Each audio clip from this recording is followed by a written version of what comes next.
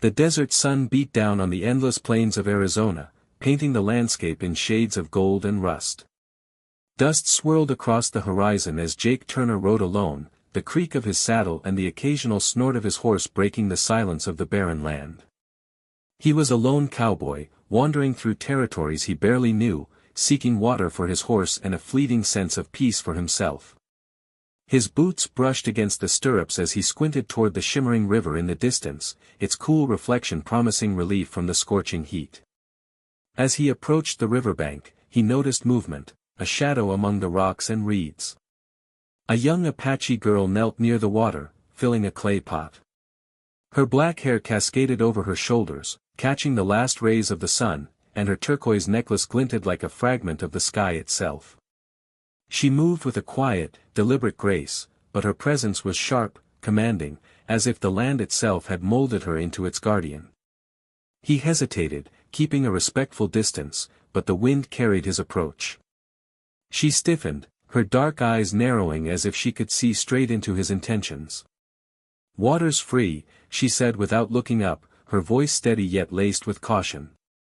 "But you're too close, cowboy." Jake smiled faintly and dismounted, brushing dust from his worn jeans.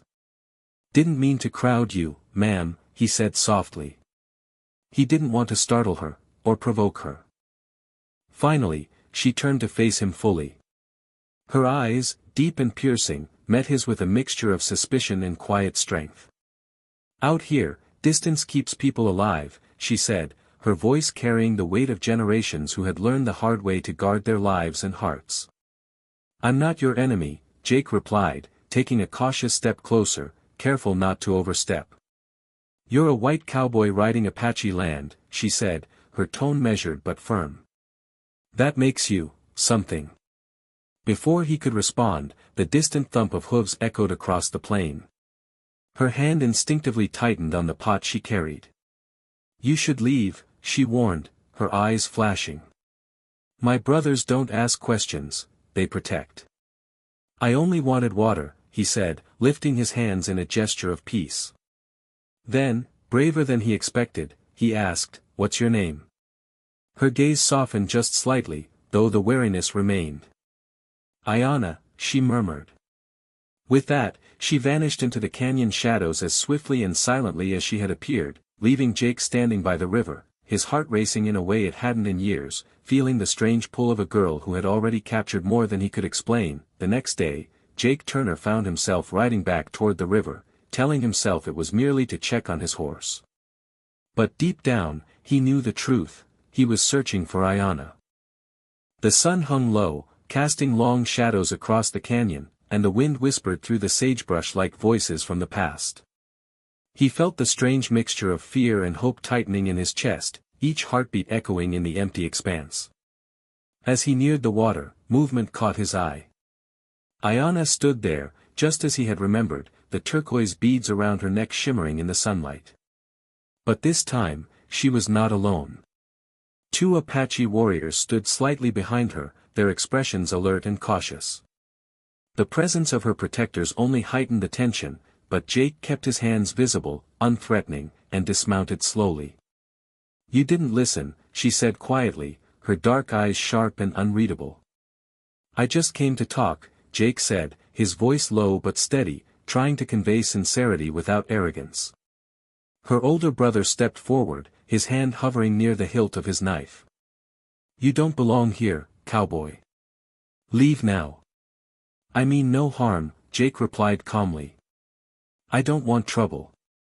I want to understand you." Aiyana's eyes flickered between him and her brother. For a moment, the hard edge of her expression softened, though caution still lingered.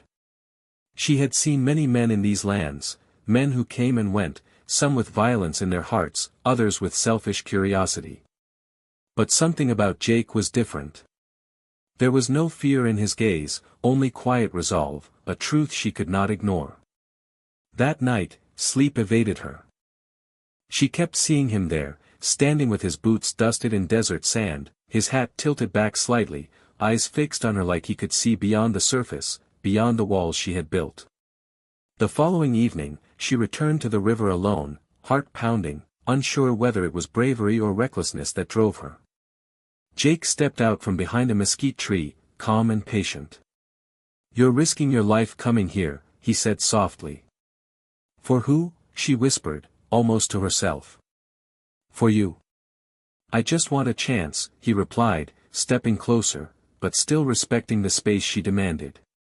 Aiyana's dark eyes searched his, the wind tugging at her hair, and for a moment, she let herself imagine a world where it could be safe to trust him. "If my tribe thinks I care for you," she murmured, "it could bring war." Jake reached out, just short of touching her hand. "And if I walk away?" Her gaze fell to the river's gentle ripples.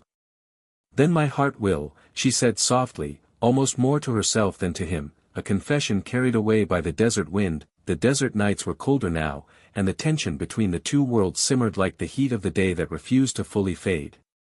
Rumors had begun to spread among the nearby ranchers, cowboys whispering about a lone white rider seen near Apache territory. Whispers became suspicion, suspicion became anger, and soon the fragile peace of the plains was threatened. Jake Turner knew the danger but could not stay away. Each step, each ride closer to Aiyana was a risk, yet the thought of leaving her behind felt impossible. That night, distant flames flickered across the horizon. A small supply wagon, abandoned on the outskirts of the Apache lands, had caught fire. Smoke spiraled into the night sky, and the blame was immediate and fierce. Each side accused the other, and the seeds of war began to take root. Jake rode hard, ignoring the pounding of his horse's hooves against the rocky soil, heading straight into the heart of the Apache camp. He found Aiyana standing by the firelight, her silhouette tense and unwavering, her eyes reflecting both the flames and her growing fear. "You shouldn't be here," she hissed, a mixture of worry and anger in her voice. "They think your people started it," Jake said urgently, dismounting carefully. "If this keeps up, men will die, on both sides." Her father, Chief Nantan, emerged from the shadows, tall and imposing. His gaze was like stone, unyielding and measured. "Why should we trust a cowboy?" he demanded, his voice echoing through the night. Jake dropped his gun belt to the ground, letting the leather thud against the desert floor. "Because I don't want war. I want peace," he said simply, meeting the chief's gaze. "And I want her, your daughter. But not at the cost of bloodshed." Aiyana's heart thumped in her chest, caught between fear, hope, and a longing she had tried to suppress. She stepped closer to Jake, closer than she had ever allowed herself before. "Love between us could destroy both our worlds," she whispered, the words heavy in the night air. Chief Nantan's eyes softened slightly as he looked at the two of them. "Then you must choose," he said quietly but firmly. "Your people, or each other. There is no middle path when hearts and lands collide."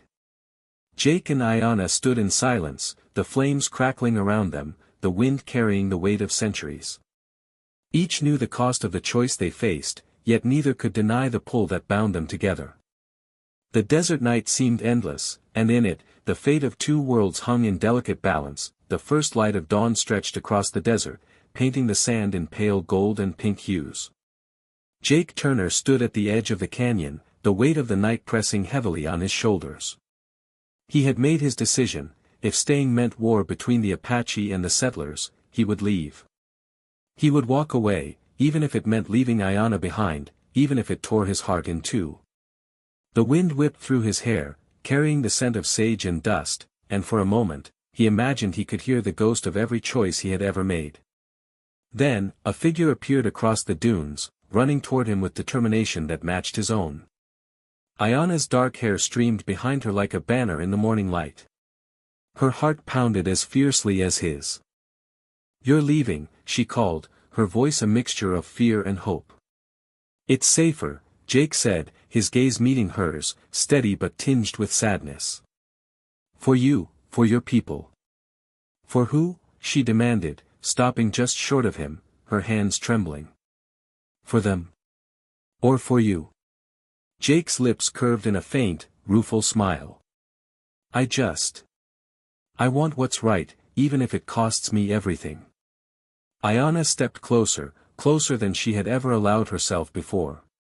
Her dark eyes searched his, seeking the courage that she herself could not fully find. "You were right," she whispered, her voice barely carrying over the wind. "You were too close, Cowboy." He reached out, his hand hovering near hers, a breath away from bridging the gap that had kept them apart for so long.